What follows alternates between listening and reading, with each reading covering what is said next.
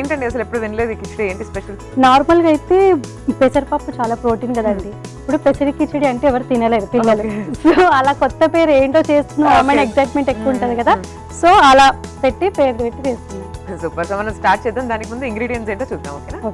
Oil, carrot తురుము, అల్లం paste, ఉప్పు, కాజు, కారం, గరం మసాలా, పసుపు, పోపు దినుసులు, పెసరపప్పుని ముందుగానే నానబెట్టుకున్నాను, రైస్, టమాటా పేస్ట్, పచ్చి పేస్ట్. ఓకే అండి, పచ్చిమిర్చియా? యా అండి. ఓకే. సో మరి స్టార్ట్ చేద్దామా మరి? Yeah. బొక్కూరి కిచిడి. ఆయిల్ వేసి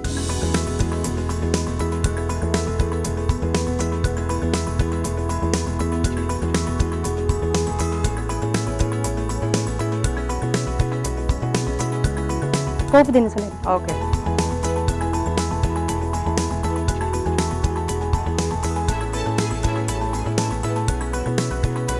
సో అసలు అంటే ఒక సైడ్ పిల్లలు ఉండి మీరు ఒక సైడ్ ఎలా ప్రిపేర్ అయ్యారు లాకి, నాకు అర్థం కాలేదు. అత్తయ్య అసలు చాలా great help అని చెప్పాలి. చేస్తుందండి. అసలు మా ఫ్యామిలీ మెంబర్స్ యాక్చువల్లీ మా ఇంట్లో 25 మెంబర్స్ ఉంటాం. ఒకే ఇంట్లో ఒకే ఇంట్లో 25 మెంబర్స్. సో అలా ఒక్కొక్కరు డివైడ్ చేసుకుంటాం, ఈ టైంలో మీరు చేయండి అలా. వావ్, గ్రేట్ అండి. పచ్చివాసన పోవడానికి పసుపు వేసుకున్నాం. సో మీ అందరికి మధ్య మధ్యలో గొడవలు వస్తే ఏం చేస్తారు? గొడవలు వస్తే మా బావగారు ఉంటారు, ఇంకా మా ఆయన చాలా సైలెంట్. అవునా? అంటే ఏదన్నా గొడవ పడండి ఏమైనా చేయండి కానీ బాయ్స్ దగ్గర అవద్దు అని చాలా, నేను ఫోన్లో చెప్తే కూడా పట్టించుకోడు అనమాట. సో ఏమైనా చేయండి, మా అత్తయ్య ఉంటుంది, మా అత్తయ్య మేము కొట్లాడితే మా అత్తయ్య ఎప్పుడు ఏడవడమే. అవునా? అంటే ఫ్యామిలీ పెద్దది కదా అండి, ఇట్లా తోటి కోడళ్ళ క్యారెక్టర్ తోటి కోడలు ఉంటుంది కదా సిమ్లో, క్యారెట్ తురుము.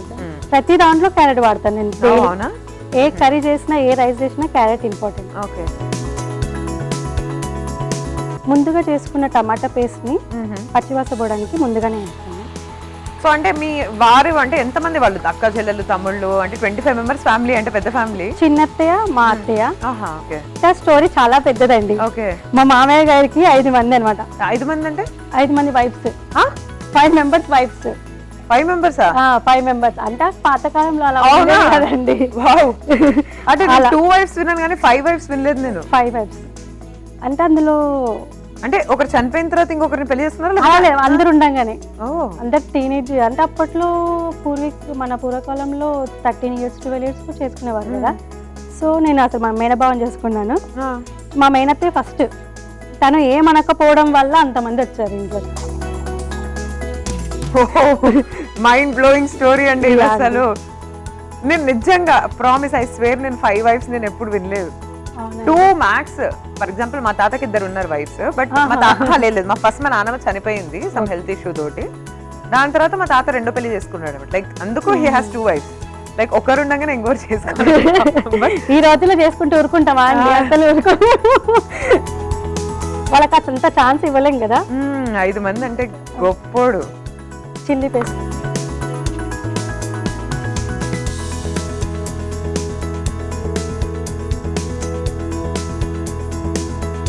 సో అందుకని ఇంత పెద్ద ఫ్యామిలీ అన్నమాట. ఫ్యామిలీ పెద్దది.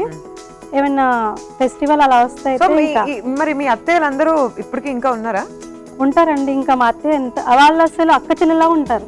ఓహో. మేము తోటికోడళ్ళు గొడవ పడతాం కానీ వాళ్ళు గొడవ పడరు. అంత బాగుంటారు వాళ్ళు. అండర్స్టాండింగ్, వెరీ గుడ్ అండర్స్టాండింగ్, చాలా అండర్స్టాండింగ్. అంటే వాళ్ళు ఎట్లా కష్టపడ్డారు అవన్నీ చిల్లి పొడి. ఓకే. మీకు చెప్తూ ఉంటారా స్టోరీస్? స్టోరీస్ చెప్పడం అంటే నేనే తిడతాను ఎక్కువ, నాకు ఇది నచ్చదు. సో మీకెందుకు ఇంత తొందరగా పెళ్లి చేశారన్నట్టు 17కే? 17 మా డాడీ అక్కడ ప్రెసిడెంట్.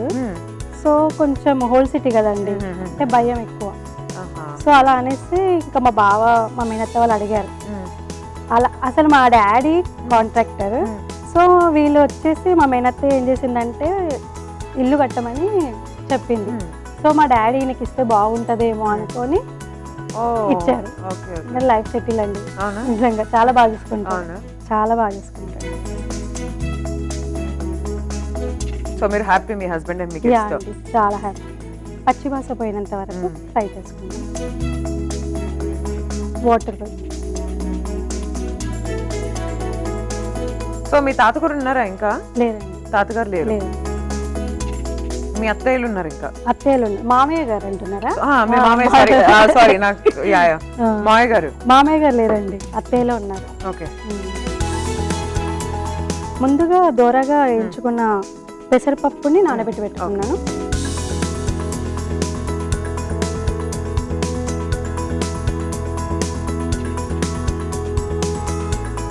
ఇది కొద్దిసేపు బాయిల్ అయింది. ఓకే. పెసరపప్పుని ఇలా ఉడికించుకోవాలి. సో నెక్స్ట్ ఏం చేయాలండి? ముందుగా ఉడకబెట్టుకున్న రైస్ ఉంది కదండి, ఆ రైస్ను ఇందులో కలపాలి. ఓకే. పిల్లలకి లంచ్లో ఇబ్బంది అవుతుంది కదా, సో ఇలాంటివి చేసి పెడితే మిక్స్గా ఈజీగా తినేస్తారు, టైం సేవ్ అవుతుంది.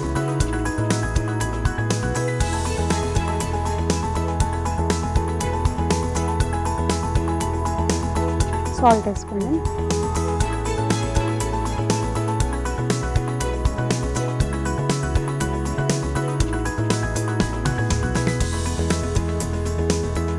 ఎంతసేపు ఉడికించాలండి మనం? 30 minutesలో అవుతుందండి. 30 minutes? ఆల్రెడీ రైస్ ఉడకబెడితేనేమో 5 minutesలో అవుతుంది. రైస్ ఉడకించకుండా ప్రిపేర్ చేసుకోవాలనుకుంటే 30 minutes.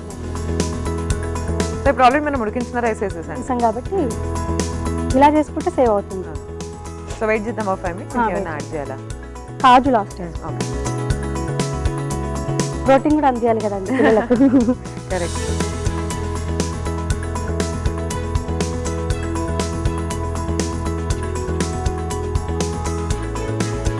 బిర్యానీ ఆకు వేసుకుందామండి టేస్ట్ గురించి. ఓకే.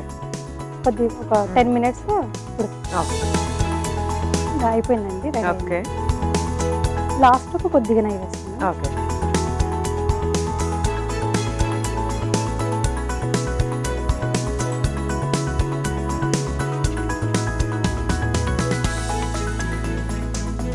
సో మీ లైఫ్లో మోస్ట్ హ్యాపీయెస్ట్ మూమెంట్స్ వచ్చినప్పుడు ఎప్పుడున్నాయి అసలు చెప్పండి?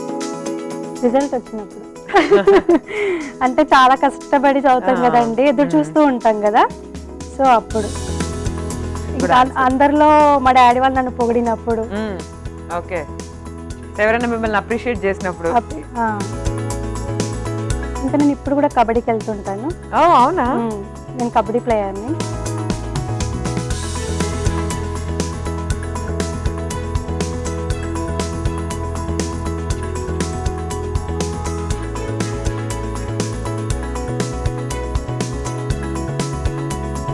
భోగిరి కిచడి రెడీ. ఓకే అండి. భోకిర్ భోగిరి కిచడి రెడీ అయిపోయిందండి. సో టేస్ట్ చూసేద్దాం ఎలా ఉందో.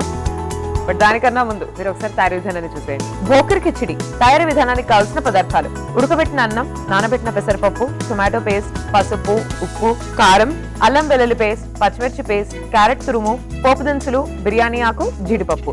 భోకిర్ కిచడి తయారీ విధానం: ముందుగా స్టవ్ ఆన్ చేసి పాన్ పెట్టి నూనె వేసి ఎండుమిరపకాయలు, అందులో పోపు దినుసులు, పసుపు, క్యారెట్ తురుము, టొమాటో పేస్ట్, పచ్చిమిర్చి పేస్ట్, కారం, నానబెట్టిన పెసరపప్పు, ఉడికించిన అన్నం, ఉప్పు, జీడిపప్పు, బిర్యానీ ఆకు వేసి ఒక 20 నిమిషాల పాటు ఉడికించి డిష్ అవుట్ చేసుకోవాలి. అంతే, భోకిర్ కిచడి రెడీ.